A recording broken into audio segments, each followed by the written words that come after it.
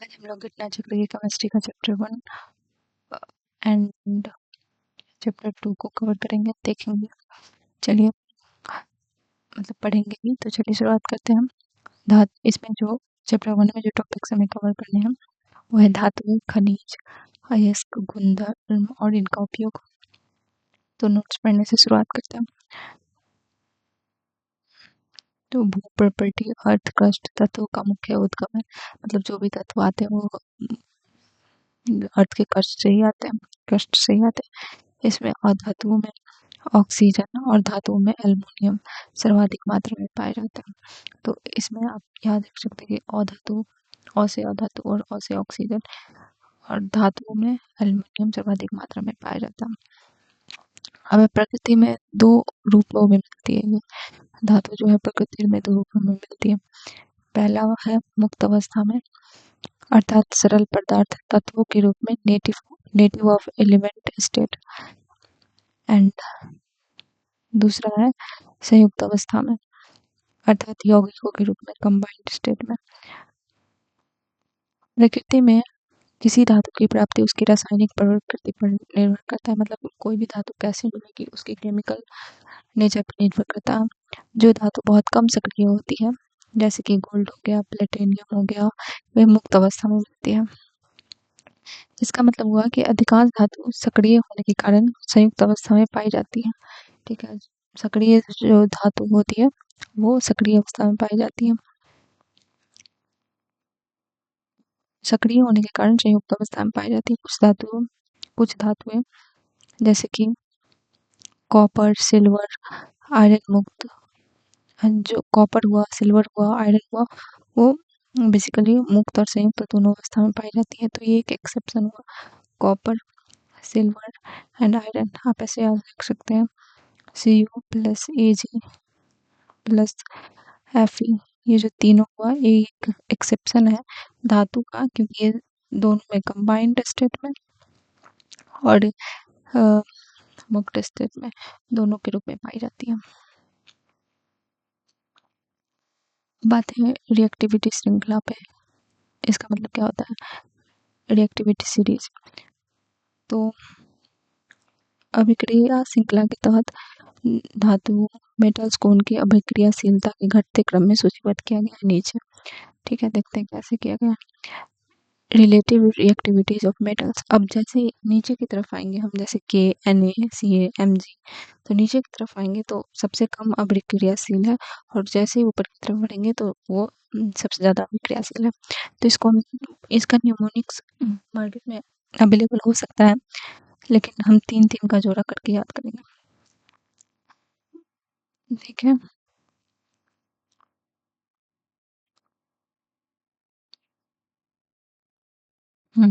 तो ये पहले 3 में क्या है, K means potassium, Na means sodium, Ca means calcium, ये तीनों सर्वाधिक शक्तिशाली है। तो KNaCl मेरे साथ बोलिए, KNaCl, KNaCl। दूसरे पार्ट में आ जाएगा MgAiZn, MgAiZn, Mg means magnesium, Ai means aluminium, Zn means जस्ता, MgAiZn, MgAiZn। अब तीसरे में आ जाएंगे Fe मीन्स लोहा, Pb means lead, Cu means copper. बोलिए FePbCu, FePbCu, ये तीसरा है।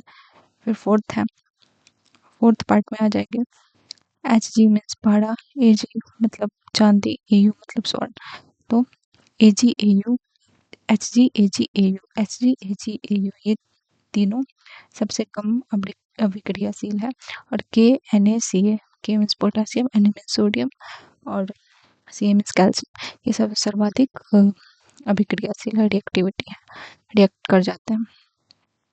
ठीक है, अब आगे देखते हैं खनिज मिनरल्स क्या होता है। तो धातु तथा उनके यौगिक पृथ्वी में जिस रूप में पाए जाते हैं, जिस रूप में मिलते हैं, खनिज कहलाते हैं। मतलब जिस भी रूप में वो नेचुरली प्रेजेंट होते हैं वो खनिज कहलाता है। अब है अयस्क क्या होता है, ओर्स क्या होता है।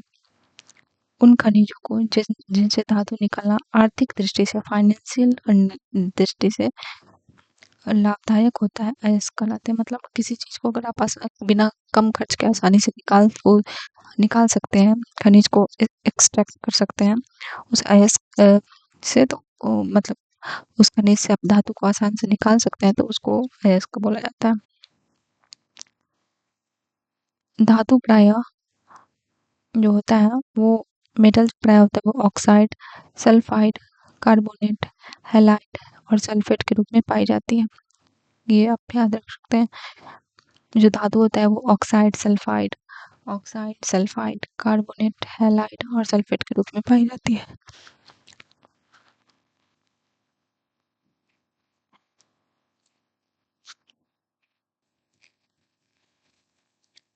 अब अगला टॉपिक है कुछ धातुओं के खनिज और अयस्क।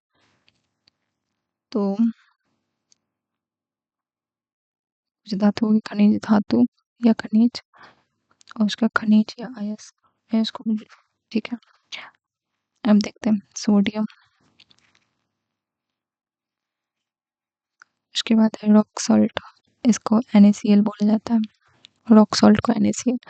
Trona, Na3HCO3 whole 2 into 2H2, Na3HCO3 उसका whole 2 into 2H2। Chili soda, chili saltpetre, NaNO3, chili saltpetre, NaNO3। Borax, Na2B4O7 into 10H2O, tincal भी बोलते हैं इसको। इसके बाद है गलबाराइट, N2CaSO4 का होल 2। इसके बाद है क्रायोलाइट, N3AAIF6। आप इन सब चीज को इतनी डीपली सब कुछ याद रखने की जरूरत नहीं है। जो एग्जाम में एक तो पूछ रखे जैसे रॉक सॉल्ट पूछ सकते हैं, तो आप इसका NaCl याद रख सकते हैं। बाकी तो मुझे नहीं लगता कि पूछते हैं इतने, फिर भी एक आइडिया रहना चाहिए। उसके बाद आता है पोटेशियम। पोटेशियम के जो खनिज और अयस्क है वो है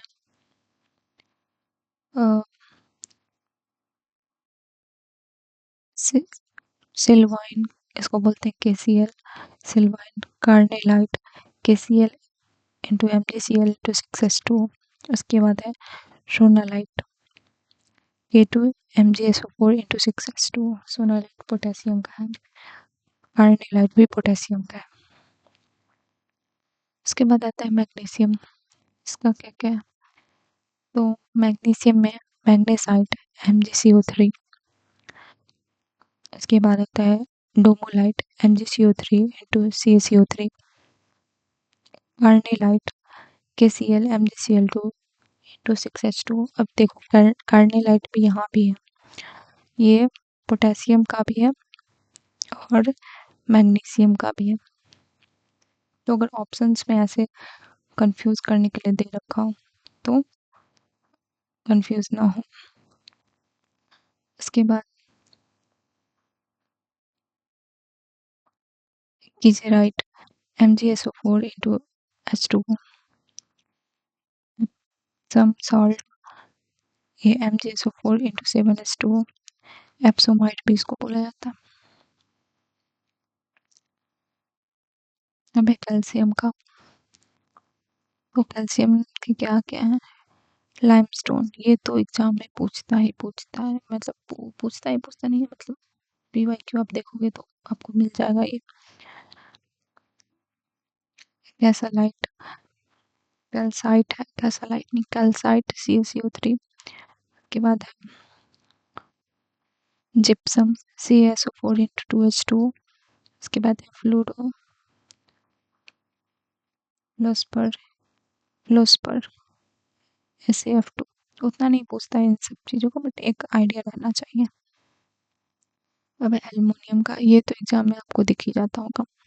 बॉक्साइट Al2O3 इंटू 2H2, रट जाओ इसको। Cryolite Na3AiF6, Na3AiF6। उसके बाद कोरंटम Al2O3, diaspore diaspore Al2O3 into 2H2।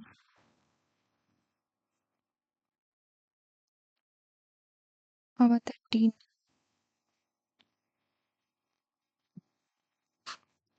Tin का कैसीटेराइट ऐसा नोटू टिन स्टोन भी बोलते हैं इसको। अब लेड आता है, तो लेड में देखते हैं गैलिना, पीबीएस। इसके बाद है सिरोसाइट, पीबीसीओ3। इसके बाद है मेटलूकाइट, पीबीएफसीएल, पीबीएफसीएल, पीबीएफसीएल। अब आते हैं कॉपर। कॉपर का देखते हैं, तो कैल्कोपाइराइट, CuFeS2, या कॉपर पायराइट भी बोलते हैं। कैल्कोसाइट, CuS, क्यूपाराइट, Cu2O, मेलिकाइट, CuCO3 into CuOH का होल। के बाद एजुराइट, CuCO3 का होल 2 इंटू OH2। केमिस्ट्री जिनका नॉन बैकग्राउंड है, लाइक साइंस जिन्होंने नहीं पढ़ रखा है, उनको तो थोड़ा बहुत दिक्कत होगा, क्योंकि मुझे खुद भी दिक्कत हो रहा है। तो ये बेस्ट वे है कि हम रिवीजन करें, छोड़ तो नहीं सकते। सिल्वर, एजी, नेटिव सिल्वर है, इसको एजी बोलते हैं। Argentite, AG2S। इसके बाद है केराची राइट, AgCl। हॉर्न सिल्वर भी बोलते हैं, ये पूछ सकता है हॉर्न सिल्वर किसको बोलते हैं। केराची राइट, केराची राइट। इसके बाद है जिंक। जिंक में जिंक जिंक का जिंक ब्लेड है, या जिंक जेटानस ब्लैक जैक बोलते हैं। फ्रैंक, इसके बाद है फ्रैंकलिनाइट, Zn Fe2O4, Zn Fe2O4 फ्रैंकलाइन। इसके बाद है कैलामिन, Zn CO3। इसके बाद है जिंकाइट, Zn रेड जिंक भी इसको बोलते हैं। अब है Hg मरकरी, इसका एक ही है, इसको वो है सिनेबार, सिनबार, HGS।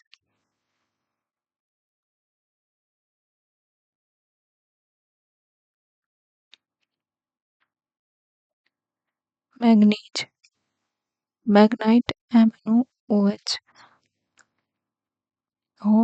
हॉस्मेनाइट, Mn3O4। इसके बाद है पाइरोलूसाइट, MnO2। मैग्नीज का दो है, मैग्नीज का तीन है, मरकरी का एक है। ठीक है। आयरन का देखते हैं।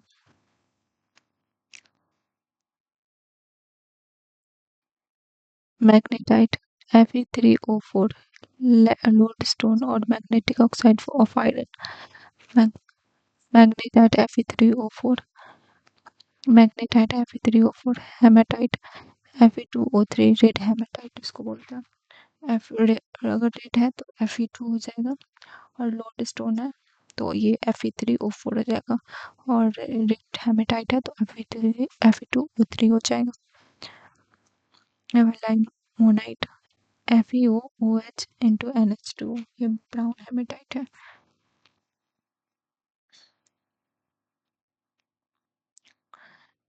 अब सिडराइट, FeCO3, FeCO3। इसके बाद आता है iron pyrite, FeS2, iron pyrite. तो इसके पांच हो गए,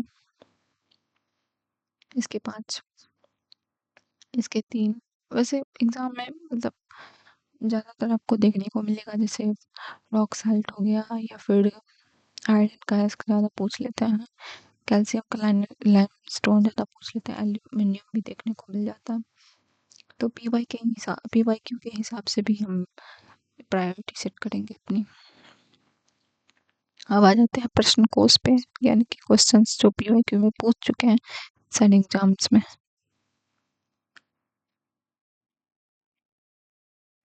पहला क्वेश्चन है,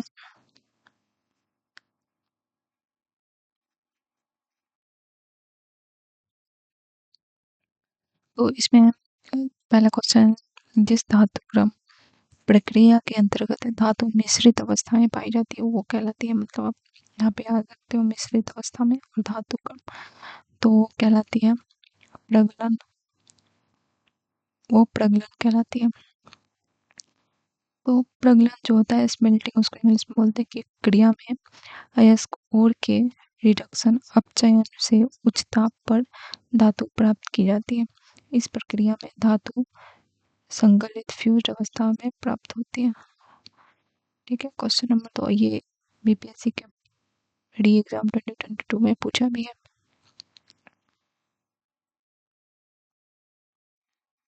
कौन सी इलेक्ट्रॉनिक समरूपण धातु तत्वों के लिए होती है? हम देखो, ये हो गया 8 2, इसको जोड़ोगे तो 8 2 10, ये 8 2 10 17, ये तो शायद क्लोरीन का होता है। 8 2 10 18 तो 20, और ये 8 2 10 18, तो जो 10 होता है वो नियॉन का होता है। उसके बाद जो 18 है वो आर्गन का, ये दोनों नोबल गैस है, अक्रिय गैस है। उसके बाद ये जो 17 है वो क्लोरीन का है, और इलेक्ट्रिक समरूपण के लिए कैल्शियम 20 जो है कैल्शियम के लिए प्रयुक्त होता है। तो इन सब क्वेश्चन में जो है आपका कॉन्सेप्ट क्लियर होना चाहिए, तो भी आप एग्जाम में टिक कर पाओगे।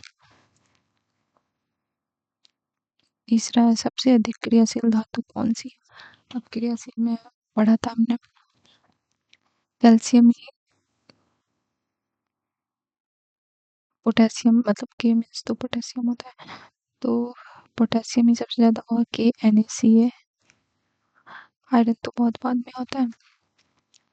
यहाँ पे आपने देखा ना, यहाँ पे KNaCl और आयरन तो मतलब तीसरे बॉक्स में है, FePbCl के साथ है। तो पोटेशियम सबसे क्रियाशील पोटेशियम हो जाएगा। और अगर यहाँ पे पूछता कि सबसे कम क्रियाशील कौन सी है, सॉरी, ये है पोटेशियम, सबसे कम क्रियाशील कौन सी है, KNaCl, Na ये हो जाएगा, कैल्शियम का ये हो जाएगा। तो अगर सबसे कम क्रियाशील पूछता तो वो आयरन हो जाता लोहा। फोर्थ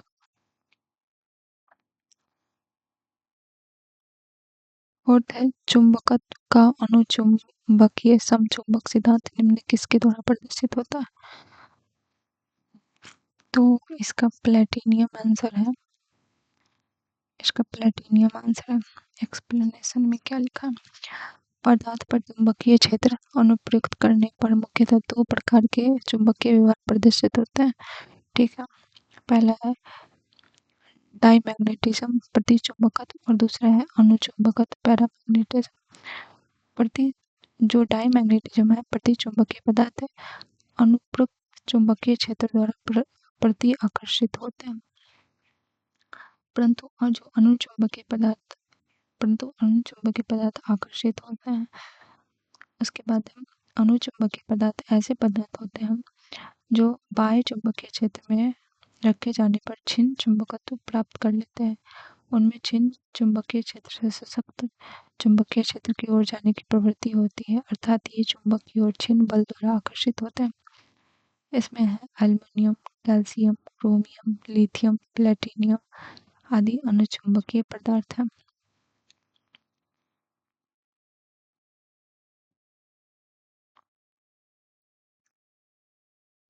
नेक्स्ट क्वेश्चन, धातु युग्म में किस एक में क्रमशः सबसे हल्की धातु तथा सबसे भारी धातु होती है? सबसे हल्की तथा सबसे भारी, तो लिथियम सबसे हल्की हो जाएगी एवं ऑस्मियम सबसे भारी हो जाएगी। तो आप थोड़ा सा ये करके भी याद रख सकते हो कि ले भाई तो ये उठा, ये सबसे हल्का, इस तरह से भी याद रखा जा सकता है। तो इसमें एटॉमिक नंबर और एटॉमिक मास एवं घनत्व के आधार पे सबसे भारी और सबसे हल्का डिसाइड होता है। तो लिथियम एटॉमिक नंबर 3 है, भार 6.941 है, और घनत्व 0.534 है। पारा का एटॉमिक नंबर Hg 80 है, और भार 200.59 है, और घनत्व 13.534 है। ऑस्मियम का 76 है और भार 190.23 है और घनत्व 22.63 है। एल्युमिनियम का एटॉमिक नंबर 13 है और भार 26.982 है और घनत्व 270 है। स्पष्ट है कि लिथियम सबसे हल्की और ऑस्मियम सबसे भारी है।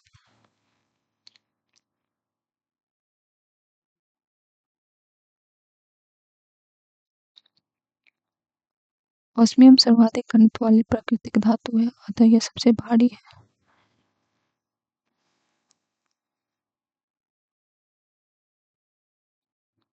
क्वेश्चन नंबर 6, कौन कठोरतम धातु है? तो कठोरतम में टंगस्टन होगा, टंगस्टन। अधातु हीरा सभी प्राकृतिक वस्तुओं में सर्वाधिक कठोर होता है, जबकि धातुओं की कठोरता सामान्यतः लॉक हार्डनेस परीक्षण लॉकवेल हार्डनेस द्वारा परिभाषित की जाती है।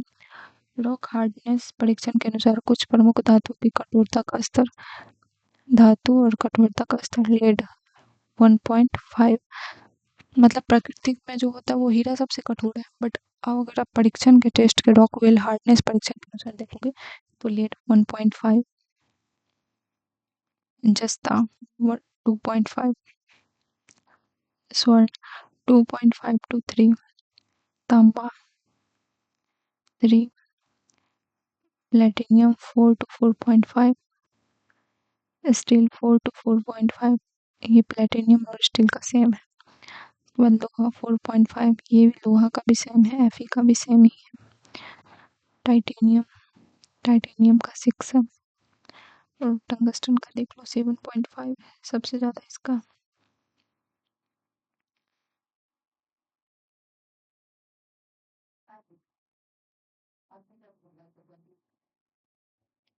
सर्वाधिक कठोर तत्व निम्न में से कौन सा है? अब देखो ये ऊपर से ही पूछ लिया। अब हीरा, इसमें आंसर है सभी प्राकृतिक वस्तुओं में सर्वाधिक कठोर तत्व हीरा। क्वेश्चन नंबर 8, निम्नलिखित में कौन सा पदार्थ पृथ्वी पर प्राकृतिक रूप में पाए जाने वाला सबसे कठोर पदार्थ? अब प्राकृतिक रूप ऐड कर दिया है तो इसमें तो हीरा को ही जाना पड़ेगा। पृथ्वी पर प्राकृतिक रूप से पाए जाने वाले सभी पदार्थों में सबसे कठोर ही डायमंड ही है। यह कार्बन का एक एलोट्रॉप अपरूप है जो कि एक अधातु है।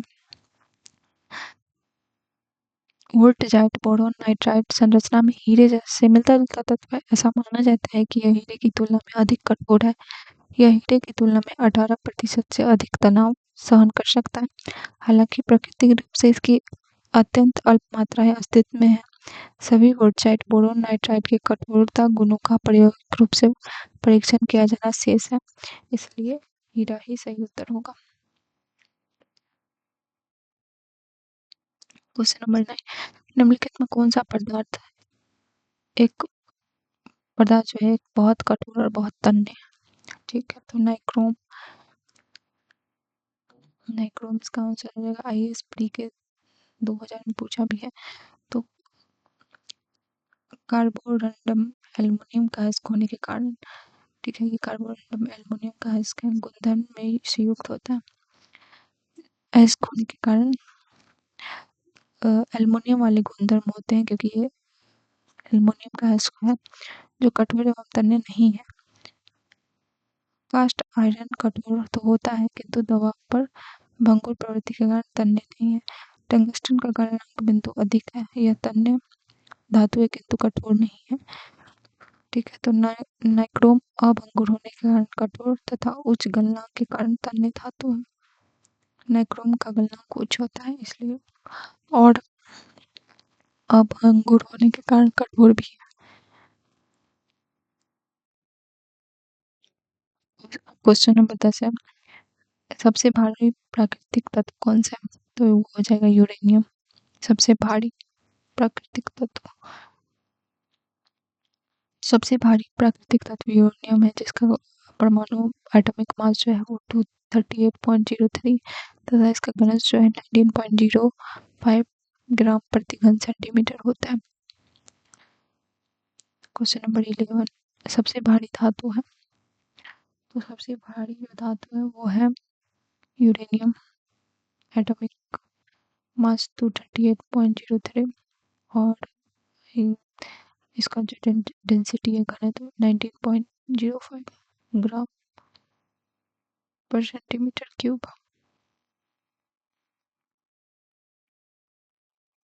वेल, सबसे भारी धातु कौन सा है? तो प्लेटिनियम। भारी का तात्पर्य घनत्व से है, यहाँ पे भारी का तात्पर्य घनत्व से है। उपरोक्त जो विकल्प दिए गए हैं उसमें प्लेटिनियम सर्वाधिक घनत्व वाली धातु है, जिसका घनत्व 21.45 ग्राम पर घन सेंटीमीटर होता है। चांदी Ag का घनत्व 10.5 ग्राम घन सेंटीमीटर है। पारा Hg का 13.54 घन सेंटीमीटर तथा सोने का घनत्व 19.3 घन सेंटीमीटर क्यूब होता है। हाल ही में खोजी गई विश्व की सबसे महंगी धातु कौन सी है? ये यूपीएससी प्री का क्वेश्चन है, मुझे लगता है ये करंट अफेयर्स होएगा उस टाइम का। तो इतना सारा बड़ा एक्सप्लेनेशन दिया हुआ है जो कि एग्जाम में नहीं आने वाला है, तो इग्नोर करते हैं। मोती की रासायनिक संरचना क्या है? Calcium carbonate. मोती में 85% कैल्शियम कार्बोनेट, एरोगोनाइट 2 से 4% जल तथा 0 से 10% कांची यूलियन पाया जाता है। कांची यूलियन एक प्रोटीन है। कांची यूलियन एक प्रोटीन है। ऐसा क्वेश्चन में पूछ भी सकते हैं, रेयरली पूछेंगे बट पूछ भी सकते हैं कि कांची यूलियन क्या है। अब क्वेश्चन नंबर 15, मोती के मुख्य अवयव हैं। तो देखो, एर्गोनाइट और कांची यूलियन। अब ये आईएएस के 1994 में पूछा गया था, ये क्वेश्चन उठा के उत्तराखंड पीसीए 2007 में पूछ लिया गया है। एर्गोनाइट और कांची यूलियन, और ये एक प्रोटीन है।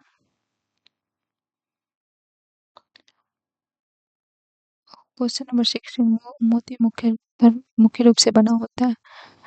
मोती जो होता है मुख्य रूप से कैल्शियम कार्बोनेट का बना होता है, और इसका दो, एरिगोनाइट और कांची यूलियन, इसका दो अवयव मेन है इसका अवयव। क्वेश्चन नंबर 17, माणिक्य और नीलम रासायनिक रूप से कैसे जाने जाते हैं? तो माणिक्य नीलम एल्युमिनियम ऑक्साइड। माणिक्य और नीलम कोरंटम के जवाहरात रूप हैं। कोरंटम प्राकृतिक रूप से एल्युमिनियम ऑक्साइड के क्रिस्टलीय रूप में पाए जाते हैं। माणिक्य और नीलम एल्युमिनियम ऑक्साइड है। अब क्वेश्चन नंबर 18, नीलम रूबी का रासायनिक सूत्र क्या है? अब ये एल्युमिनियम ऑक्साइड है, तो Al2O3, Al2O3, Al2 मतलब 3 बड़ा बोली Al2O3। नीलम एक रत्न श्रेणी का खनिज है, इसका रासायनिक सूत्र Al2O3 है। नीलम प्राकृतिक रूप में भी पाया जाता है, कृत्रिम रूप से बनाया भी जाता है। क्वेश्चन नंबर 19, सोडियम धातु का संचयन केरोसिन में होता है, ये कथन है। कारण है, धातु सोडियम आयु प्राप्य होने पर गल जाती है। अब इसका आंसर ये होगा, पहला तो सही है कि आप केरोसिन में उसको घोल सकते हो, बट ऐसा कुछ भी नहीं है कि धातु जो सोडियम है वो वायु प्राप्य होने पर गल जाती है। तो एक गलत है, ए सही है और आर गलत है। सोडियम एक नरम चांदी के समान सफेद धातु है। यह इतनी नरम होती है कि इसे एक सिक्के के किनारे से काटा जा सकता है। सिक्के के किनारे से काटा जा सकता है। सोडियम अत्यंत सक्रिय यानी क्रियाशील धातु है। क्रियाशील में KNaCl आपको याद ही होगा। ये मुक्त अवस्था में नहीं रहती है, नहीं रखी जा सकती। इसको मिट्टी के तेल केरोसिन में रखा जाता है। हवा में खुले रह जाने पर यह ऑक्सीजन से क्रिया कर लेती है और ऑक्साइड बनाती है। सोडियम धातु की जल से अधिक बंधता होती है। यह जल से प्रतिक्रिया करके हाइड्रोजन और ऊष्मा पर्याप्त मात्रा में उत्पन्न करती है। इस ऊष्मा को हाइड्रोजन गैस में आग लग जाती है।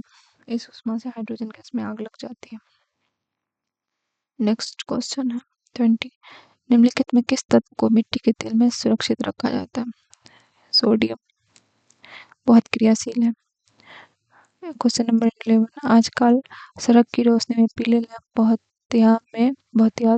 बहुतायत में प्रयुक्त हो रहे हैं। इन लैंपों में निम्न में से किसका उपयोग करते हैं? इन लैंपों में निम्न में से किसका उपयोग करते हैं? Sodium lamp. सामान्यतः 3 तरह के रंगों स्रोत का प्रयोग किया जाता है। एक सोडियम लैंप, इसमें पीली रोशनी निकलती है। दूसरा मरकरी लैंप, इसमें श्वेत नीला रोशनी निकलती है। अब मरकरी, अगर आपको ऐसे कंफ्यूजन हो कभी किसमें से श्वेत निकलती है, तो आपने मरकरी का वो देखा जिसे बुखार को नापते हैं, वो वाइट कलर का होता है, तो उससे आप याद रख सकते हैं कि मरकरी में श्वेत नीला निकलती है। और प्रतिदीप्त लैंप, फ्लोरोसेंट लैंप, इसमें एक ऐसी मिश्रित रोशनी निकलती है जो लगभग सूर्य के प्रकाश के समान होती है। क्वेश्चन नंबर 22, सोडियम वाष्प लैंप प्रायः सड़क प्रकाश के लिए प्रयुक्त होते हैं क्योंकि अब सोडियम लैंप को सड़क पे क्यों लगाया जाता है? इनका प्रकाश एक वर्णीय है और पानी की बूंदों से गुजरने पर विभक्त नहीं होती है। तो सोडियम वाष्प लैंप प्रायः सड़क के प्रकाश के लिए प्रयुक्त होती है क्योंकि इनका प्रकाश एक वर्णीय है और पानी की बूंद से गुजरने पर विभक्त नहीं होती है।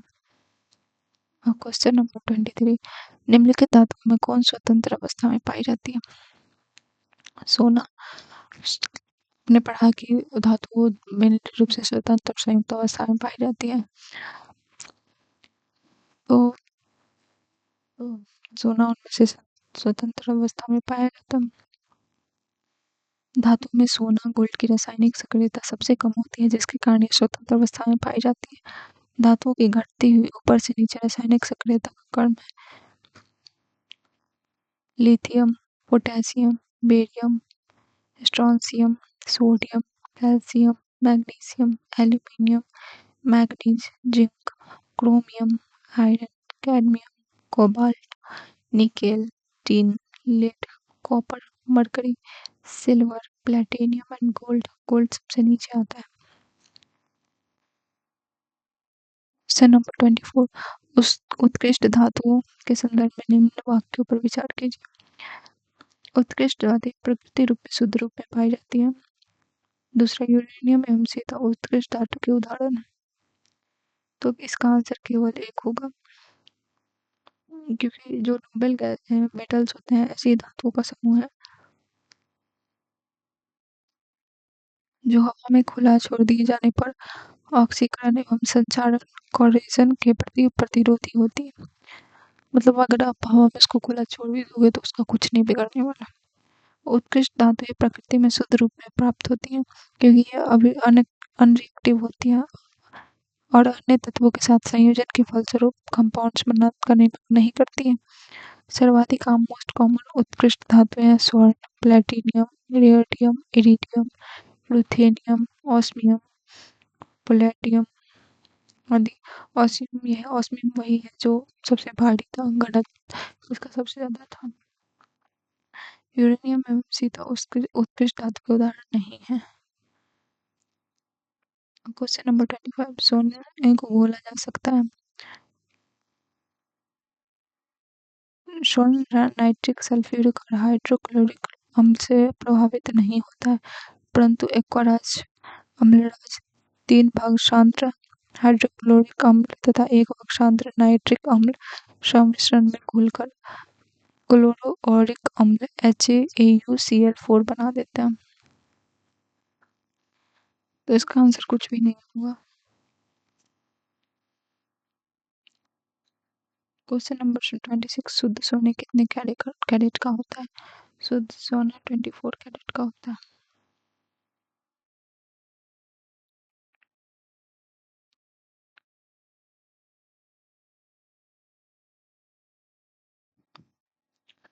स्वर्ण की शुद्धता डिग्री अथवा कैरेट में मापी जाती है। विशुद्ध स्वर्ण 1000 डिग्री अथवा 24 कैरेट का होता है। चूंकि यह बहुत ही मुलायम होता है इसलिए इसका उपयोग आभूषण बनाने के लिए नहीं किया जाता है। साधारणतः आभूषण बनाने के लिए 10 से 22 कैरेट तक का ही सोना अच्छा माना जाता है। निम्न में से किसे श्वेत धातु कहते हैं? श्वेत धातु, इसका आंसर तो ई है। मूल रूप से व्हाइट मेटल, लेड एंड एवं लिथियम या अन्य धातु भी था कैडमियम, बिस्मुथ एवं जस्ते की मिश्र धातु एलॉय होती है। तो इसमें कुछ भी नहीं होगा आंसर। Question number 28। मिनरल क्या है? तो अकार्बनिक ठोस है। भूगर्भ शास्त्रियों के अनुसार खनिज मिनरल प्राकृतिक रूप में पाए जाने वाला अकार्बनिक ठोस है जिसकी संरचना लवणीकृत होती है। Question number 29। इल्मेनाइट जो भारतीय तटीय रेखा के साथ व्यापक रूप से वितरित है, किसका खनिज है? इल्मेनाइट। इल्मेनाइट टाइटेनियम है। इल्मेनाइट तथा रूटाइल टाइटेनियम के दो प्रमुख खनिज हैं। ठीक है। इल्मेनाइट और rutile. Rutile ilmenite FeO TiO2। Rutile का रासायनिक सूत्र TiO2। इल्मेनाइट और टाइटेनियम का रूटाइल।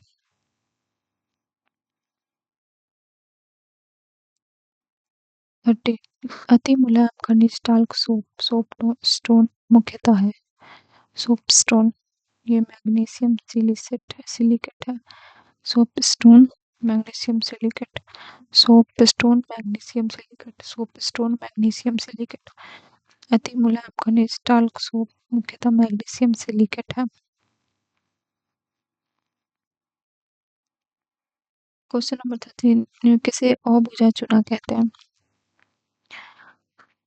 ठीक है। CaCO3 आंसर होना चाहिए इसका। और नहीं अबुझा चूना CaO है। तो कैल्शियम ऑक्साइड Ca को क्विकलाइम या अनबुझा चूना कहते हैं। यह कमरे के तापमान पर क्रिस्टलीय ठोस होता है। अबुझा चूना CaO। Question number 32। चूना पत्थर का रासायनिक नाम क्या है? तो चूना पत्थर कैल्शियम कार्बोनेट। चूना पत्थर एक अवसादी चट्टान है। सेडिमेंट्री रॉक है। इसमें अधिकांश मात्रा में कैल्शियम कार्बोनेट CaCO3 होती है। साथ ही में इसमें सिलिका, एल्यूमिना और लोहा आदि अपद्रव्य अंतर्मिश्रित रहते हैं।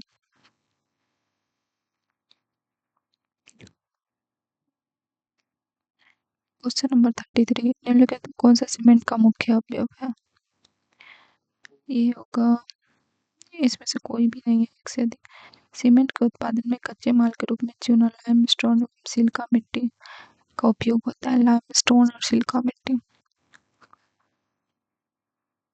तो ये ए और बी है।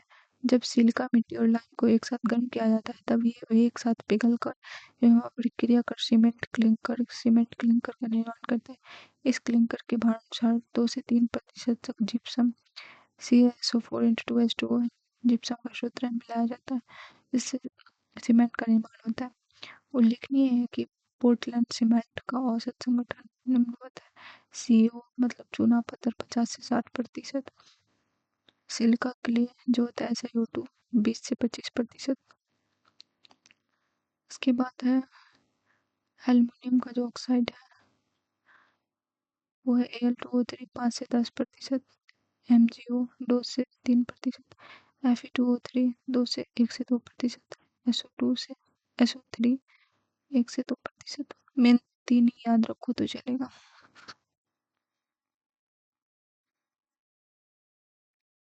क्वेश्चन नंबर 30 को प्लास्टर ऑफ पेरिस बना होता है जिप्सम से। CaSO4 into. ठीक है। प्लास्टर ऑफ पेरिस का रासायनिक सूत्र calcium sulphate Hemy hydride. CaSO4 × 12H2 होता है हेमी हाइड्राइड। यह जिप्सम का बना होता है। इसका उपयोग शल्य क्रिया में पट्टी के रूप में होता है। इससे मूर्तियों के सांचे भी बनाए जाते हैं। CaSO4 × 12H2 semi sulphate Hemy hydride बोलते हैं इसको।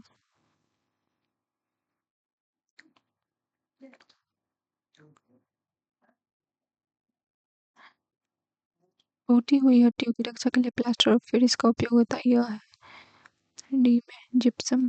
CaSO4 जिप्सम को तो और एक मिनट जो जिप्सम का CaSO4 × 2H2। ठीक है। जिप्सम का सूत्र होता है CaSO4 × 2H2। CaSO4 × 2H2। Question number 36, plaster of Paris का रासायनिक सूत्र क्या होता है? Calcium sulphate. अर्ध जल योजित कैल्शियम सल्फेट को सामान्यतः प्लास्टर ऑफ पेरिस कहते हैं। यह एक सफेद चूर्ण है। इसका उपयोग शल्य क्रिया में पट्टियों के रूप में होता है। इससे मूर्तियां मृत्यु के सांचे भी बनाए जाते हैं। इसका सूत्र CaSO4 into half H two होता है। Calcium sulphate hemihydrate. Question number 37, plaster of Paris का सूत्र क्या है? तो प्लास्टर ऑफ पेरिस का सूत्र है CaSO4 into half H two, calcium sulphate hemihydrate. Doctor, कलाकार एवं मूर्तिकार कैल्शियम सल्फेट का उपयोग करते हैं। इसका लोकप्रिय नाम क्या है? इसका लोकप्रिय नाम है plaster of Paris. CaSO4 into half H2, calcium sulphate hemihydrate. Question number 39, निम्नलिखित में किस पदार्थ में कैल्शियम विद्यमान है? तो जिप्सम है। और जिप्सम का सूत्र होता है CaSO4 इंटू 2H2। जिप्सम एक खनिज है जिसमें सूक्ष्म तत्व गंधक एवं कैल्शियम, सूक्ष्म तत्व के रूप में गंधक और कैल्शियम प्रचुर मात्रा में पाया जाता है। रासायनिक संरचना की दृष्टि से यह कैल्शियम का सल्फेट है जिसमें जल के भी दो अणु उपस्थित होते हैं।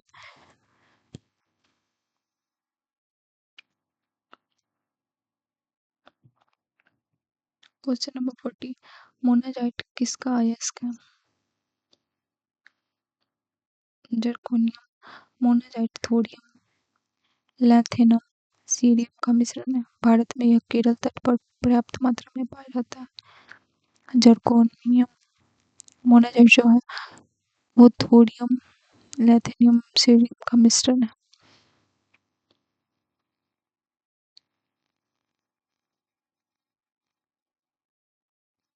सीरियम का मिश्रण है।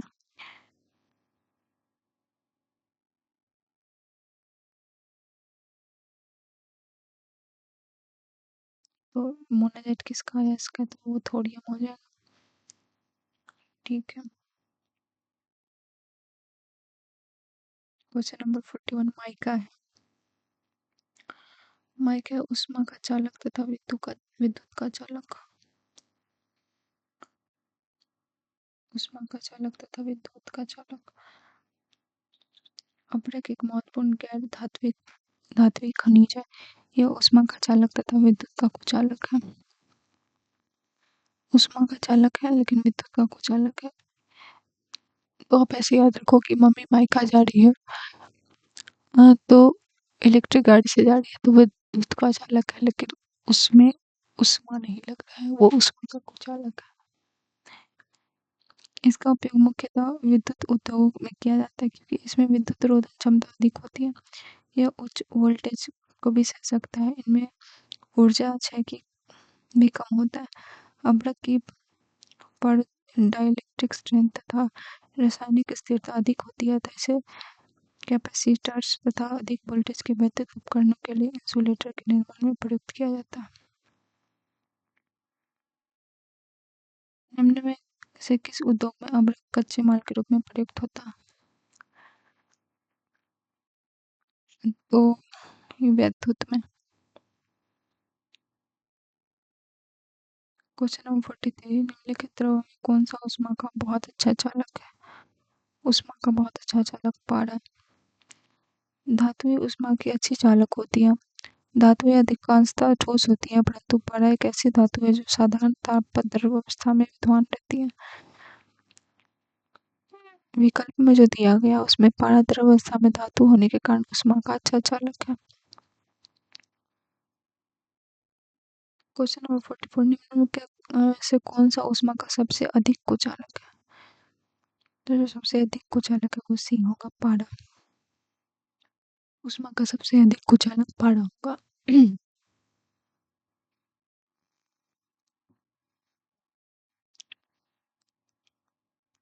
अब ये क्वेश्चन देखो, यहाँ है कि द्रवों में कौन सा ऊष्मा का सबसे अच्छा चालक है। यहाँ पे द्रव एंड लिक्विड का कॉन्सेप्ट ऐड कर दिया गया। लेकिन इसमें ऐसा द्रव का कोई ज़िक्र नहीं हुआ है, तो अगर द्रव का ज़िक्र नहीं हुआ है तो पारा कुचालक हो जाएगा।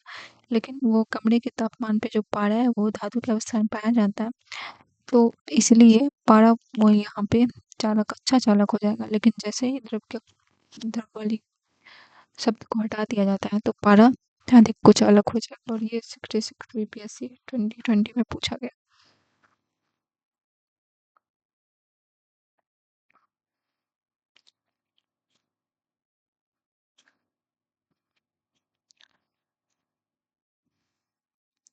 कोई भी ऐसा पदार्थ जिससे विद्युत धारा उसमें प्रवाहित न हो, कुचालक कहते हैं। कोई भी ऐसे पदार्थ जिससे विद्युत धारा या उसमें प्रवाहित न हो उसको कुचालक कहते हैं। जैसे कि जैसे लकड़ी हो गया, कांच इत्यादि। सभी धातुएं ऊष्मा की चालक होती हैं, लेकिन अन्य धातुओं की तुलना में लेड, सीसा एवं पारा की ऊष्मा चालकता पुअर कंडक्टर्स होती है। लेड की ऊष्मा चालकता लगभग 34.7 वॉट पर एम के, जबकि पारा की ऊष्मा चालकता लगभग 8.31 वॉट पर एम के होती है।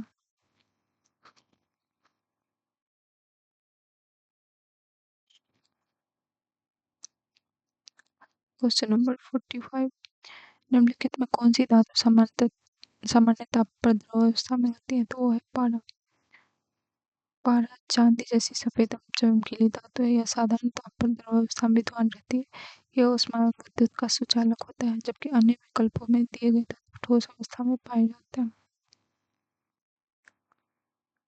Question number 46। निम्नलिखित में कौन सा कमरे के तापमान पर द्रव के रूप में होता है? पोटेशियम।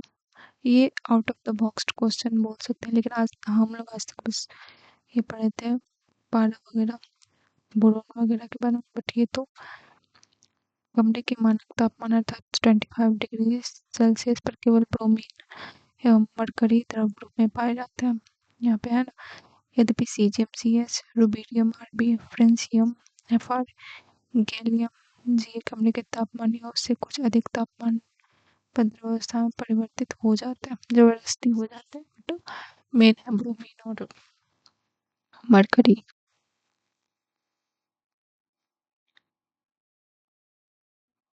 Question number 47। पारे का साधारणतया तापमापी यंत्रों में प्रयोग किया जाता है क्योंकि इसकी विशेषता है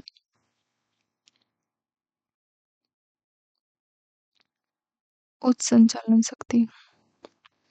पारे का साधारणतः तापमापी यंत्रों में व्यापक रूप से प्रयोग किया जाता है क्योंकि इसके ऊष्मीय प्रसार की दर उच्च होती है। अतः जब इसे तापमापी यंत्र में प्रयोग किया जाता है तब यह तापमान में होने वाले अल्प से अल्प परिवर्तनों को भी दर्ज कर लेता है।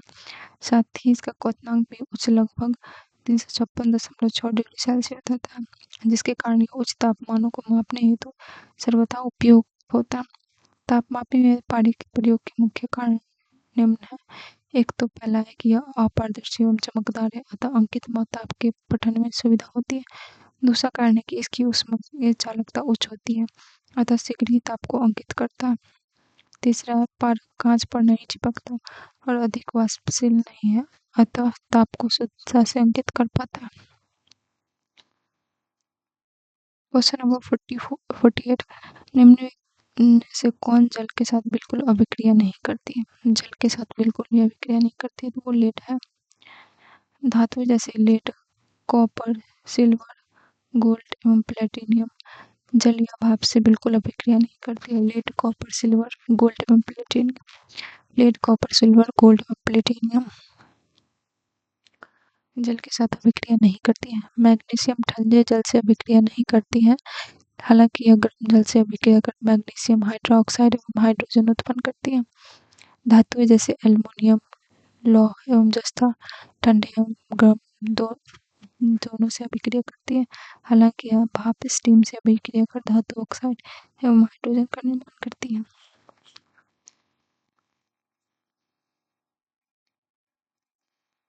Question number 49। तब कोई प्रतिक्रिया नहीं होती है जब भाप गुजरती है किसके ऊपर से?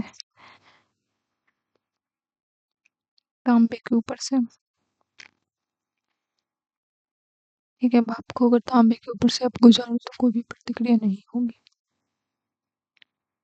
क्वेश्चन नंबर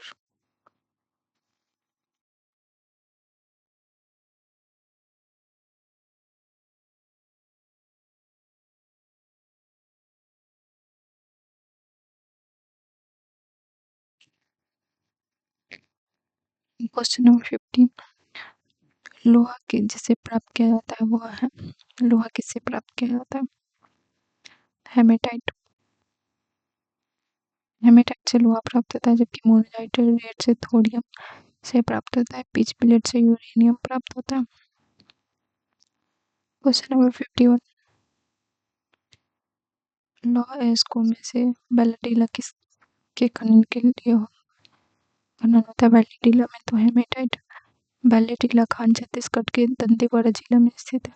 यहाँ हेमेटाइट लौह का खनन किया जाता है। हेमेटाइट उच्च गुणवत्ता वाला लौह है। यह मुख्य रूप से छत्तीसगढ़, झारखंड, ओडिशा, असम, बिहार आदि राज्यों में पाया जाता है, जबकि अपेक्षाकृत कम गुणवत्ता वाले मैग्नेटाइट लौह की प्राप्ति गोवा, कर्नाटक, आंध्र प्रदेश, केरल एवं तमिलनाडु आदि राज्यों में होती है। Question number 52।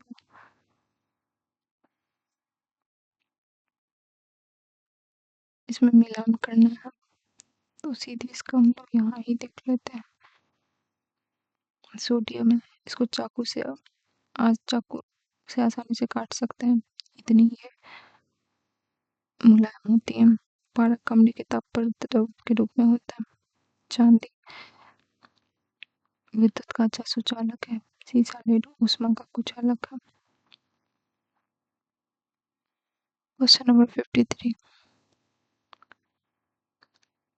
इसमें भी सुमेलित ही करना है, तो ऊष्मा तथा विद्युत का सर्वोत्तम चालक, तो ये तो चांदी हो जाएगा। उसके बाद सबसे अधिक मात्रा में पाई जाने वाली धातु एल्यूमिनियम हो जाएगा। सबसे अधिक लचीली और पीट कर बढ़ाए जाने योग्य धातु का तो सोना ही हो जाएगा। ऊष्मा का न्यूनतम संचालक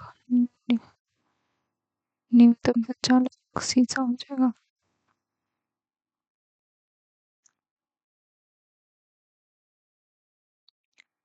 क्वेश्चन नंबर 54। किस पदार्थ की विद्युत चालकता सर्वाधिक है? चांदी की। Question number 55। एल्युमिनियम बनाने में के लिए कौन सा मुख्य खनिज का प्रयोग होता है? बॉक्साइट का। Bauxite Al2O3 into 2s2 aluminium का मुख्य है। इसके जो एल्युमिनियम के जल योजित ऑक्साइड के रूप में पाया जाता है, यह प्रधानतः गिब्साइट, बोहाइट और डायस्पोर का सम्मिलित रूप है। यह सर्वप्रथम दक्षिणी फ्रांस में लेसबॉक्स नामक स्थल पर पाया गया, इसलिए इसका नामकरण बॉक्साइट किया गया। एल्युमिनियम धातु निष्कर्षण मुख्यतः बॉक्साइट से विद्युत अपघटन विधि द्वारा किया जाता है। एल्युमिनियम का सबसे महत्वपूर्ण अयस्क कौन सा है? बॉक्साइट।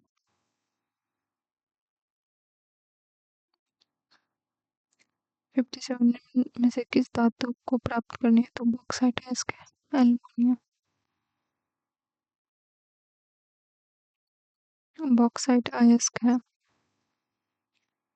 एल्युमिनियम का।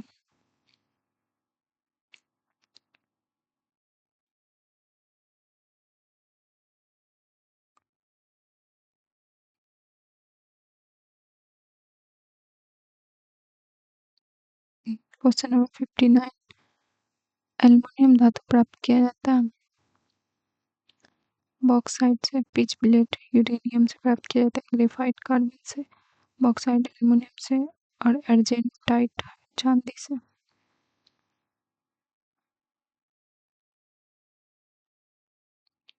और क्वेश्चन नंबर 16। कौन सा उद्योग बॉक्साइट को मुख्य कच्चा माल के रूप में उपयोग करता है?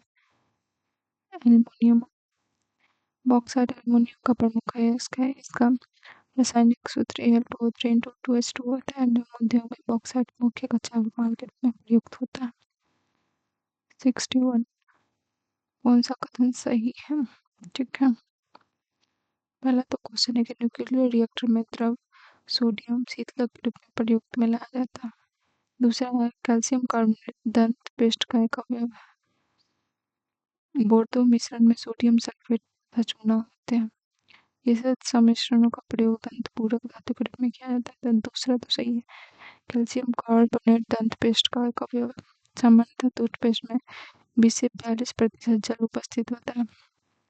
टूथपेस्ट के अन्य मुख्य अवयव हैं अपघर्षक, फ्लोराइड एवं आद्रक। सामान्यतः टूथपेस्ट में अपघर्षक की मात्रा 50% होती है। अपघर्षकों में एल्युमिनियम हाइड्रोक्साइड Al2O3 एवं कैल्शियम कार्बोनेट CaCO3 का अभिलेखन शामिल होता है। सामान्यतः नाभिकीय रिएक्टर में उच्च दाब पर सामान्य जल एवं ड्यूटेरियम ऑक्साइड का शीतलक के रूप में प्रयोग किया जाता है, जबकि फास्ट ब्रेड टेस्ट रिएक्टर में शीतलक के रूप में गलित सोडियम का प्रयोग किया जाता है।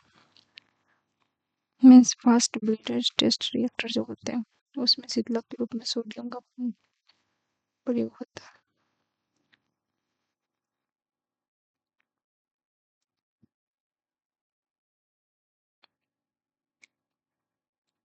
क्वेश्चन नंबर 62, इसको सुमेलित ही करना है तो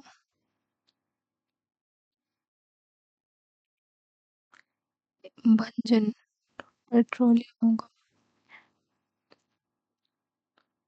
प्रगलन ताम्र तांबा C4 हाइड्रोजनीकरण आद्वसव डीकॉन वल्लीकरण रबड़।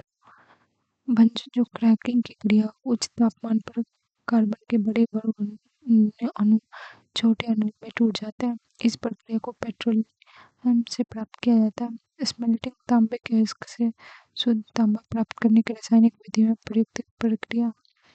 हाइड्रोजनीकरण प्रक्रिया में हाइड्रो खाद्य तेलों का निकेल उत्प्रेरक की उपस्थिति में हाइड्रोजन प्रवाहित करने पर वह वनस्पति घी में परिवर्तित हो जाता है। वल्लीकरण एक रासायनिक प्रक्रिया है, इसमें गंधक या इसी प्रकार कोई दूसरा पदार्थ मिला देने से रबर या संबंधित बहुलकों को अपेक्षाकृत अधिक टिकाऊ पदार्थ में बदल दिया जाता है। क्वेश्चन नंबर 63,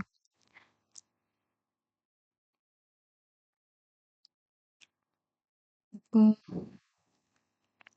हीरा ये कार्बन का अपरूप है। संगमरमर कैल्शियम है। बालू ये सिलिकॉन है। मणिकैल एल्यूमिनियम है।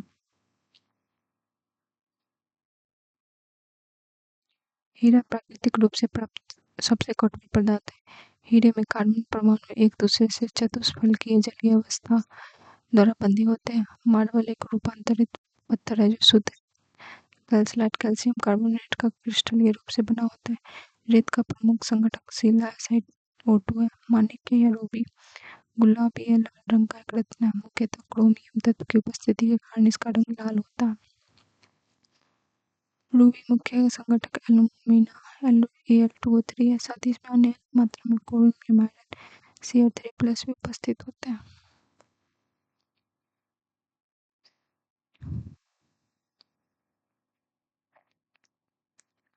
एल्यूमिनियम बॉक्साइट, तांबा क्यूप्राइट, मरकरी सिनेबार, जस्ता calamite, iron haematite, aluminium bauxite, copper तांबा क्यूप्राइट, कॉसे कॉपर और कॉसे क्यूप्राइट, पारा मरकरी सिनेबार, जिंक जस्ता कैलेमाइन, जस्ता का माइन और आयरन लोहा हेमेटाइट। क्वेश्चन नंबर 64 क्या निम्न में क्या जल से हल्का है? जल से भी हल्का हुआ है सोडियम। सोडियम का अपेक्षित घनत्व 0.9 से होता है। जल से हल्का होने के कारण ये जल में तैरने लगता।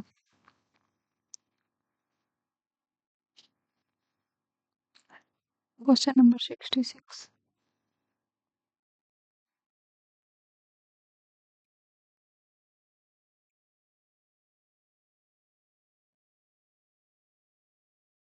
क्वेश्चन नंबर 66, अवरोही क्रम में सजाना है तो सोना, इसका बी हो जाएगा। पहले सोना आएगा, पारा फिर इस्पात। सोना ग्राम पर सेंटीमीटर 19.9, घनत्व जो है कि ग्राम में 19,300। पारा का घनत्व 13.6 है। लघु 13,534, इस्पात 7.8, लघु 7,870। तो सोना का घनत्व सबसे ज़्यादा है, उसके बाद पाड़ा आता है, उसके बाद इस्पात आता है। 19, 13, 7। क्वेश्चन नंबर 67, किसका गलनांक सबसे उच्च होता है? गलनांक सबसे उच्च होगा बोरॉन का। किसी ठोस पदार्थ का गलनांक वह तापमान होता है जिस पर वह अपनी ठोस अवस्था में पिघलकर द्रव अवस्था में पहुंच जाता है। गलनांक पर ठोस और द्रव अवस्था साम्य अवस्था में होती है। बोरॉन का गलनांक 2,453 के होता है, एल्युमिनियम का 933 के, सिलिकॉन का 1,693 के, लोहा का गलनांक 1808 के है। अतः बोरॉन का गलनांक सबसे उच्च है। ये कितना? 2,453 के, 2,453 के। तो ये था केमिस्ट्री का chapter 1। Soon will meet chapter 2 में, उसको पढ़ेंगे, समझेंगे। And thank you for watching this video. If you like the revise, this is a revision video. So thank you for watching.